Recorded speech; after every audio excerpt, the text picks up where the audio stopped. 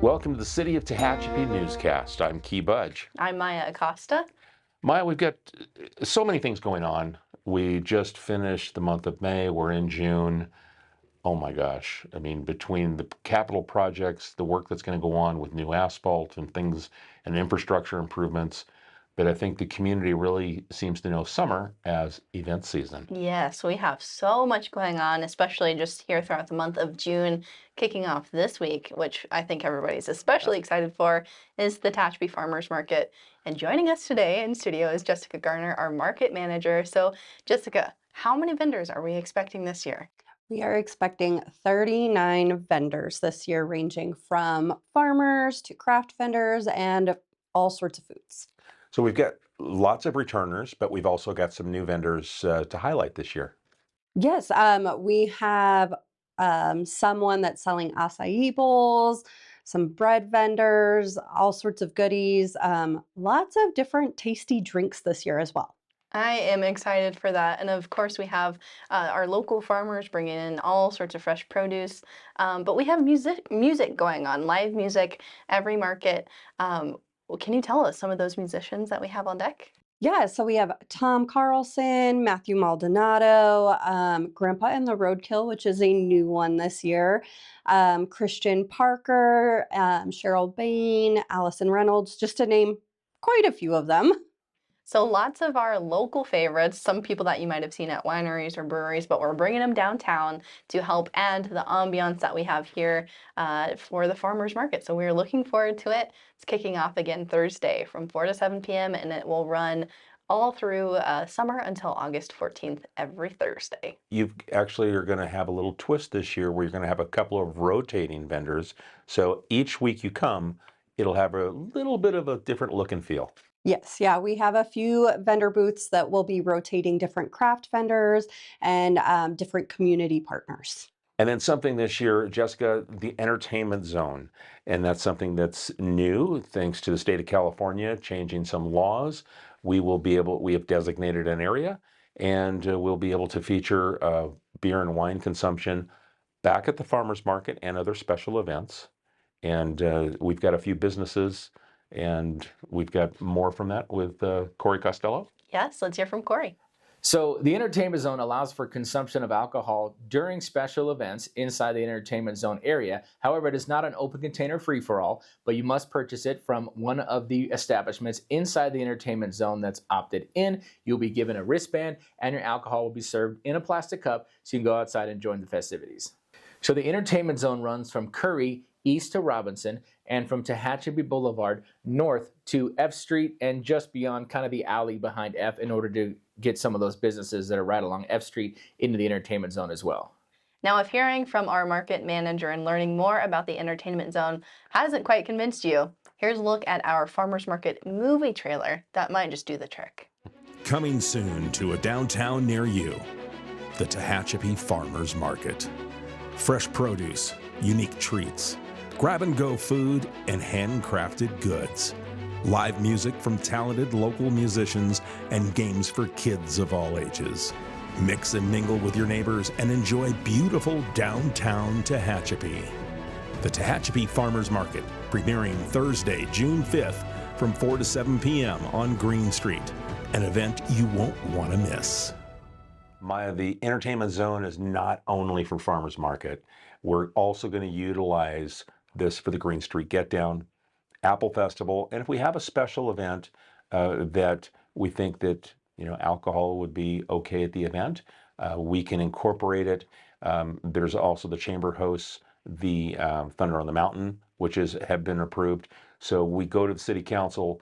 We asked for certain events to be pre-approved for this entertainment zone and allowing adult beverages to be consumed in public within those confines. Yeah, and that's all taking place downtown again. Corey explained the boundaries of the entertainment zone, but it's all focused around downtown. And there's lots of other events that we have coming up downtown, some of those being some exciting ribbon cuttings and unveilings for murals done in part by Make Art Tehachapi and the Tehachapi Valley Arts Association.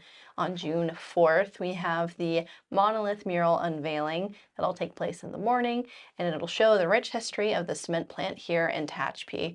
Then on June 5th, to go along with some exciting news from the depot, will be the unveiling of the Loop mural that will be placed at the Chamber of Commerce building. That unveiling will happen at noon. And then looking down the calendar, on June 19th, the Thursday at 4 o'clock, will be the unveiling of the People of the Nua mural in a really great ceremony showing all of the Kwaisu culture, and it'll be a very educational and just unique event for folks to check out. Yeah, and at the Tehachapi Depot on June 5th, we're going to announce Traintown USA from Union Pacific, and also the 15th anniversary. And you got a chance to talk to Diana Berge from Friends of the Tehachapi Depot. Yeah, let's hear from Diana. We are celebrating the 15th year that the Tehachapi Depot has been open since the fire. Everyone remembers how this used to be a passenger train to go to Bakersfield, and then it became in disrepair. Friends at the Tehachapi Depot went to the city and said, we want to make it a museum again. City said, fine, but the railroad owns it. So they did their negotiations. The volunteers took 2 years to remodel the 1904 building to be a museum. And about a week or so before we were ready to open up, people were playing with fireworks and burned it down to the ground. So when the city took over, we had the plans, we gave it to them. 2 years, almost to the date of the fire, we opened up to the public. So that was June 5th, 2010. We are celebrating that this weekend. Now, of course, with all of these events and activities happening in our town, it's important that we at the city are making sure that our infrastructure is up to date, looking good, and of course, safety is always an utmost priority. Yeah, bollards have been installed throughout downtown. It's an ongoing project this summer. Bollards are the steel posts that stick out of the ground, so they actually recess a couple of feet into the ground. They come up about 4 feet above ground, and that's to prevent an accident from happening where a car might accidentally, someone hits the gas instead of the brake, and they don't enter the farmer's market or Apple Festival or whatever the special event is, just to provide safety. Yeah, absolutely. So as we said, security, safety is very important, but we also want to make sure that our assets and facilities look good as well. So partly for security, but mostly for the looks, over at the rodeo grounds, we have new fencing going on. So you may recall from last month's episode, the landscaping crew were out fixing up all of the frontage area of the rodeo grounds, and now a contractor has come in and they are finishing up work on installing new fencing on the outside and making that grand entrance all the more grand and look amazing for our upcoming events like the Bad Bulls Rodeo and other events to come this summer. And then to continue on, those that live downtown, many homes have an alley that is in the back of their house, and that's where trash service is for many. And we are doing grindings. So what we're doing is we're grinding out 3 inches from the majority of the alleys that haven't been touched, and then new asphalt grindings will be put in place. And the asphalt grindings are coming from the future road work that's taking place this summer. So, and that's all started here in June. And we're able to maintain this infrastructure throughout the city because we have a balanced budget. And at our most recent June 2nd council meetings, we had a special meeting just for the budget. Everything was approved, it's balanced, and it's forecast for the next 5 years. And that's one thing that our city manager, Greg Garrett, takes very much pride in. The city is run like a business, not like other government entities that I've been involved in the past parts of my government career. But I can say that the city of Tehachapi is run like a business, and Greg is extremely proud that we take care of the tax dollars and really make sure that we reinvest back into the infrastructure of our community. Yeah, absolutely. And giving back to the community is a big part of what we do here at the city. And to keep on the theme of events, we have more. So we spent, the first chunk of this newscast talking about events, but there are even more. So a couple more to note. We have our Coffee with the Mayor event happening on the 3rd Thursday of the month, as it does every month, where you can meet with Mayor Joan Pogencourt and other members of our council and city staff at Mountain Coffee House. And we have a new and exciting event. It is marking the 1-year anniversary of Valley Park, and it's going to be a kickoff to summer chalk party where you can come, have your kids decorate a sidewalk square with chalk.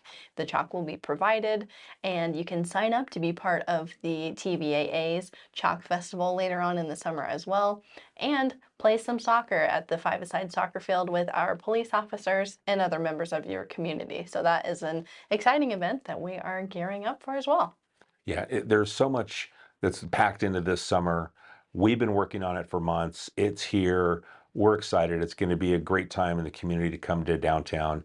Don't forget, once you come to one of these events, a lot of now our brick and mortar stores are also participating. They're extending hours to be available while you're at these special events. So make sure you check into our mom and pop shops throughout downtown because they're here to serve you and they want to take advantage of you while you're downtown. Yes, absolutely. And if you're seeing all of the fun events and things that are keeping us busy, if you see our city staff out and about and you're interested in becoming part of the team, we are pretty much always hiring. So be sure to head to our website, liveuptehachapi.com.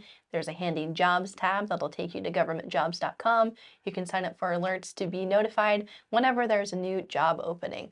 We currently have 2 openings at our police department, but stay tuned for more. As we mentioned in the budget, there may be some new positions being added to our list here in the coming weeks or months.